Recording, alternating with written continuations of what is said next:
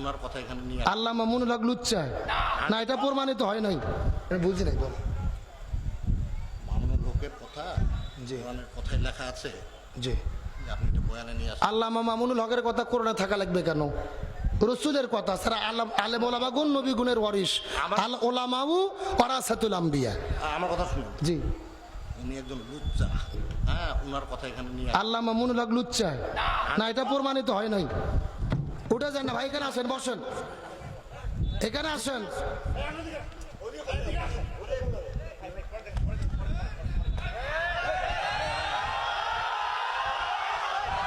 বসেন বসেন বসেন, উত্তেজিত হন না, বসেন, যে যেখানে আছেন বসেন। আসেন বড় ভাই, আপনার উপরে আসেন, ভাই আপনার উপরে আসেন, ভাই আপনার উপরে আসেন, আপনার সম্মানিত মানুষ উপরে আসেন।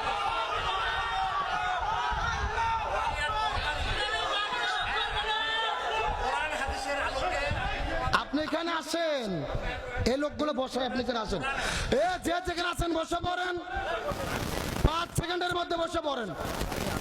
জি, যে যেখানে আছেন বসেন, যে যেখানে আছেন বসেন, যে যেখানে আছেন বসেন। যে ভাইজান আপনার উপর আসেন, আপনার উপর আসেন, আপনার উপর এসে বসেন। আপনার যেই প্রশ্ন উত্তর পাবেন, আসেন। আলোচনা করতে আমরা যতগুলো কথা বলছি কোরআন হাদিসের বাইরে কোনো কথা বলি নাই।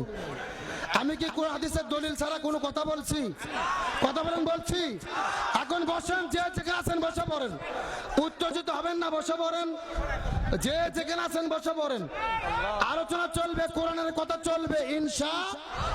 যে যেখানে আছেন বসে পড়েন, যে যেখানে আছেন বসে পড়েন। বসেন বসেন, আসেন বসেন, যে যে বসেন, আলোচনা চলবে, উত্তেজিত হবেন না, বসে পড়েন। জি, আপনি কেন আসেন? প্লিজ বলছি আপনাকে, আপনি কেন আসেন? আপনি কেন না আসলে পরিবেশ শান্ত হবে না, আসেন এখানে। আল্লামা মামুনুল হক মুক্তি পাওয়ার পরে দেখেছেন, মাইক নেওয়ার পরেই তিনি হুঙ্কার দেওয়া শুরু করেছেন, প্রমাণ করেছেন বাঘ খাঁচায় বন্দি থাকলেও হুঙ্কার দেয়, মুক্ত থাকলেও হুঙ্কার দেয়। তিনি বলেছেন কোনো আমাদের হিংসা নেই, আমাদের কোনো আক্রোশ নেই। ইউসুফ নবী সবাইকে ক্ষমা করেছে, আমরাও ক্ষমা করলাম।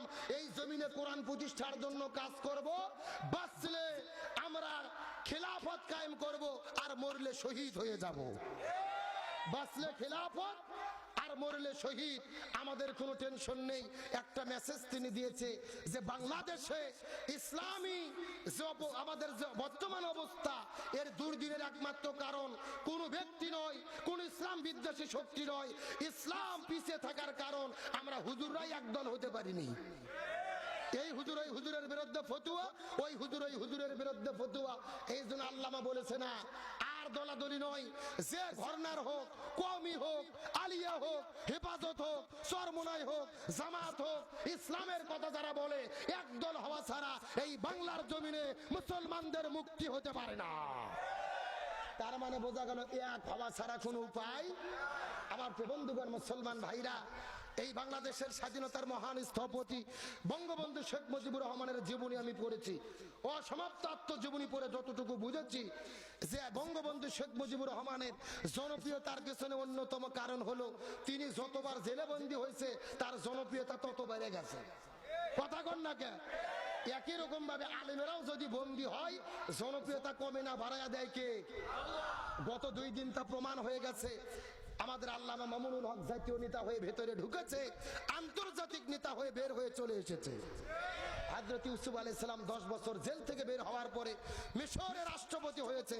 আমরা মনে করি আজ হোক কাল হোক, বাংলাদেশের মুসলমানরা যদি দিন বোঝে, ইসলাম বোঝে, কোরআন বোঝে, এই বাংলাদেশের সিংহাসনে আলেমরাই যাবে, কোরআন দেই বাংলাদেশ চলবে ইনশাআল্লাহ। এই কোরআন দেই সমাজ চলুক, আমরা চাই কি চাই না? আমরা রাজনৈতিকভাবে যে কোনো দল করতে পারি, আওয়ামী লীগ, বিএনপি, জামাত, জাতীয় পার্টি ব্যক্তিগত ব্যাপার, কিন্তু মুসলমান যদি হই, কোরআনের পক্ষে আমাদেরকে থাকতে হবে। আল্লাহ তাআলা কোরআন এবং ইসলামের পক্ষে থাকার তৌফিক দিক, বলেন আমিন। আপনি বসে থাকলেন না, না নয়ডাঙ্গি নয়, ওই দিকে একটা করলাম শাশুয়া, হ্যাঁ যে শাশুয়া, জি। আমি 2-3টা মাহফিল করলাম, ভাই শুরু থেকে শেষ পর্যন্ত বসে থেকে শুনলো। ভাই বুঝলো না যে ওয়াজ কোরআনের হলো না বাইরের হলো। আপনি ভালো মতো না শুনলে কোরআনের কথা বুঝবেন কি? পরিপূর্ণ ভাবে শুনতে হবে, না শুনে লোকমা দেওয়ার কোনো সুযোগ। তাহলে চিৎকার করে বলেন আলেম কত প্রকার। 3 নম্বর হলো দরবারি, দরবারি হুজুর আছে না নাই? আর 4 নম্বর হলো দরকারি। 4 নম্বর কি? দরকারি হুজুর কাকে বলে ভালো করে বুঝবেন। দরকারি হুজুরগুলো কোরআনের হক কথা বলে, কোরআনের সত্য কথা বলে, জালেমের জুলুমের ভয় করে না, প্রয়োজনে জীবনের সর্বোচ্চ বিলিয়ে দেয়, তারপরেও বাতিলের কাছে মাথা নত করে না। তাহলে আলেম হলো 3 প্রকার, সরকারি, তরকারি, দরকারি, আর হলো দরকারি, আর হলো দরবারি। দরকারি হুজুর হক্কানি আলেম। এই হক্কানি আলেমদের সঙ্গে থাকবে যারা, জান্নাতে যেতে পারবে তারা। এখন চিৎকার করে বলেন আমরা কি হক্কানি আলেমদের সঙ্গে থাকতে চাই? হক্কানি আলেমদের সঙ্গে কারা কারা থাকতে রাজি আছে? দুটি হাত আল্লাহকে তুলে দেখায়।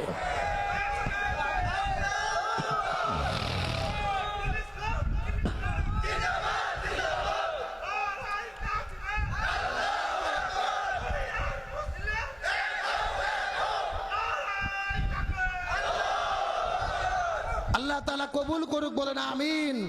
তারা চিৎকার করে বলেন আলেমদেরকে হেফাজত করবে কে? আরো জোরে বলেন।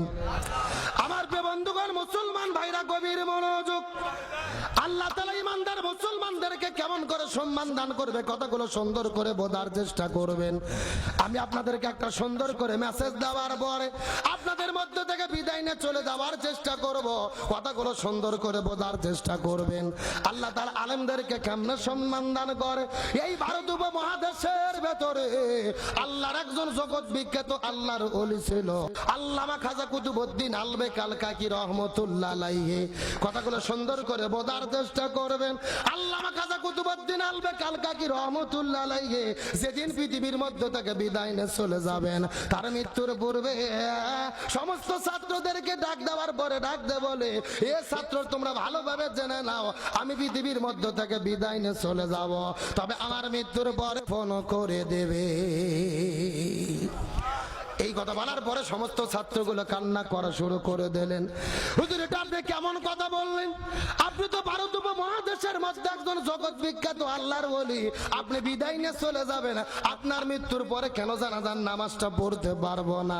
খাজা ডাক দে বলে, আমার মৃত্যুর পরে যদি তোমরা জানাজার নামাজটা আদায় করতে চাও, যেই লোকটা নামাজের মধ্যে ইমামতিত্ব করবে, এই লোকের মধ্যে কমপক্ষে 4টে গুণ থাকা লাগবে। এই লোকের ভেতরে কমপক্ষে 4টা শর্ত থাকা লাগবে। এই 4টে গুণের লোক থাকলে ওই লোকটা নামাজের ইমামতিত্ব করতে পারবে রে। আর 4টে গুণ যদি না থাকে জানাজা হবে না, বিনা জানাজায় খাজার লাশটাকে দাফন করা হবে। আমার বন্ধুগণ মুসলমান ভাইরা গভীর মনোযোগ। সমস্ত ছাত্রগুলো কান্না করতে করতে বলে, হুজুর আপনার মৃত্যুর পরে যেই লোকটা জানাজার নামাজের ইমামতিত্ব করবে, ওই লোকের মধ্যে কোন 4টে গুণ থাকা লাগবে বলেন তো দেখি। এমন সময় খাজা ডাক দে বলে, আমার মৃত্যুর পরে যেই লোকটা জানাজার নামাজের মধ্যে ইমামতিত্ব করবে, ওই লোকের মধ্যে 4টে গুণ থাকা লাগবে। তার মধ্যে প্রথম নম্বর গুণ হলো, আমার মৃত্যুর পরে যেই লোকটা আমার জানাজার নামাজের মধ্যে ইমামতিত্ব করবে, ওই লোকটা এমন একজন লোক হবে যেই লোকটা 40 বছর ধরে একাধারে তাকবীরে উলার সঙ্গে ফরজ নামাজের ইমামতিত্ব করেছে। কত বছর বললাম? 1 নম্বর 40 বছর ধরে ফরজ নামাজের ইমামতিত্ব করেছে। এমন সময় ছাত্রগুলো কান্না করতে করতে বলে, হুজুর 2 নম্বর কি গুণ থাকা লাগবে দয়া করে বলেন তো দেখি। খাজা ডাক দে বলে, আমার মৃত্যুর পরে যেই লোকটা নামাজের ইমামতিত্ব করবে, ওই লোকের মধ্যে 2 নম্বর যেই গুণটা থাকা লাগবে, 2 নম্বর গুণ হলো শুধু 40 বছর ধরে ফরজ নামাজ জামাতের সহিত পড়লে হবে না। 2 নম্বর যেই গুণটা থাকা লাগবে, ওই লোকটা এমন একজন লোক হবে রে যেই লোকটা 40 বছর ধরে ফরজ নামাজ জামাতে পড়ার পাশাপাশি রাতের বেলা ঘুম থেকে উঠে তাহাজ্জুদের নামাজটাও পড়তে মিস করে না। 1 নম্বর 40 বছর ধরে ফরজ নামাজ আদায় করেছে। 2 নম্বর 40 বছর ধরে তাহাজ্জুদের নামাজটাও নিয়মিত আদায় করেছে। 3 নম্বর গুণ হলো যেই লোকটা যুবক হওয়ার পরে জীবনে কোনোদিন কোনো মহিলার দিকে ইচ্ছা করে তাকায় নাই, যদি তার নজরটা চলে গেছে সঙ্গে সঙ্গে তার নজরটা ফেরাই আনেছে। আর 4 নম্বর গুণ হলো, আমি আপনাদেরকে জিজ্ঞাসা করি বলেন তো আসরের ফরজ নামাজ কয় রাকাত? আরো জোরে বলেন। এই 4 রাকাত ফরজের আগে সুন্নাত আছে কয় রাকাত? খাজা ডাক দিয়ে বলেন, আমার মৃত্যুর পরে যেই লোকটা নামাজের ইমামতিত্ব করবে ওই লোকটা এমন একজন লোক হবে রে, যেই লোকটা 40 বছর ধরে আসরের 4 রাকাত ফরজের আগে 4 রাকাত সুন্নাতটাও পড়তে মিস করে না।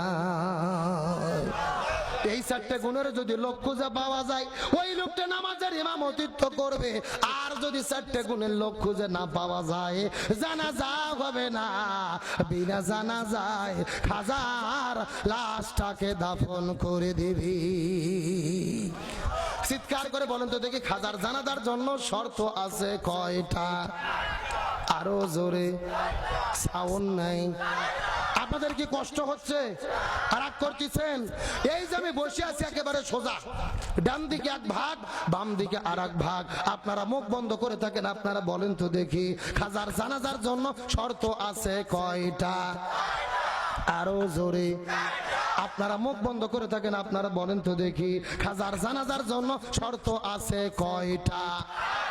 ওরে বাবা, কেন ভাগ করে দেয় না? সাউন্ড বাড়তিছে, তার মানে আপনারা আলসেমি করতেছেন না। আমার বন্ধুগণ মুসলমান ভাইরা গভীর মনোযোগ। ডানে যারা আছেন কথা বলবেন, বামে যারা আছেন কথা বলবেন, মঞ্চে যারা আছেন তারাও কথা বলবেন। সবাই মিলে চিৎকার করে একসঙ্গে বলেন তো দেখি খাজার জানাজার জন্য শর্ত আছে কয়টা? আরো জোরে, সর হলো না।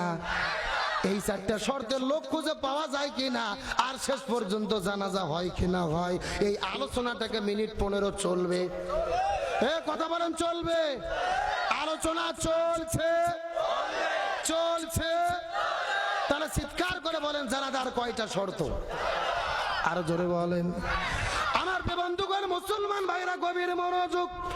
রাজ্য তো গভীর হয়ে গেছে, বেশিক্ষণ আপনাদের মধ্যে কথা বলবো না। একটা মেসেজ দেওয়ার পরে বিদায় নিয়ে চলে যাওয়ার চেষ্টা করব। কথাগুলো সুন্দর করে বোঝার চেষ্টা করবেন। এই 4টা শর্ত দেওয়ার পরে পরের দিনে সকালবেলা ফজর নামাজ পড়ার পরে লক্ষ্য করে দেখা গেল ওই খাজা আল্লাহর ডাকে সাড়া দিয়ে এই পৃথিবীর মধ্য থেকে বিদায় নিয়ে চলে গেলেন। কিন্তু খাজার মৃত্যুর পরে চতুর্দিক থেকে লক্ষ লক্ষ মানুষেরা তার জানাজাটা পড়ার জন্য তার লাশের কাছে এসে হাজির হয়ে গেছে। তার মৃত্যুর খবর শোনার পরে চতুর্দিক থেকে লক্ষ লক্ষ মানুষেরা তার জানাজার তার কাটুনির কাছে আসার পরে চোখের পানি ফেলে কান্না করে করে করে দোয়া করে। এখন আমি আপনাদেরকে জিজ্ঞাসা করি বলেন তো দেখি ও ঠাকুর গায়ের মুসলমান, আজকেও বাংলাদেশের ভেতরে আলিমেরা যখন বিদায় নিয়ে চলে যায় মানুষেরা কান্না করে দোয়া করে কি করে না? আরো জোরে বলেন। এই জামাতে দেশের মধ্যে থেকে গত 6 মাস আগে ওই যে কোরআনের পাখিটা বিদায় নিয়ে চলে গেল, এই বাংলাদেশের 68,000 গ্রামের ভেতরে এমন কোন গ্রাম নাই যে এই গ্রামের ভেতরে মানুষেরা তার জন্য কান্না করে দোয়া করেনি।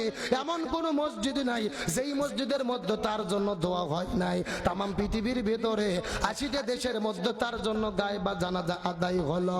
তার মানে বোঝা গেল ওই আলেমেরা বিদায় নেওয়ার পরে শুধুমাত্র কোটি কয়েক মুসলমান নয়, ওই আলেমেরা বিদায় নিলে তামাম পৃথিবীর মুসলমানেরা তাদের জন্য কান্না করে।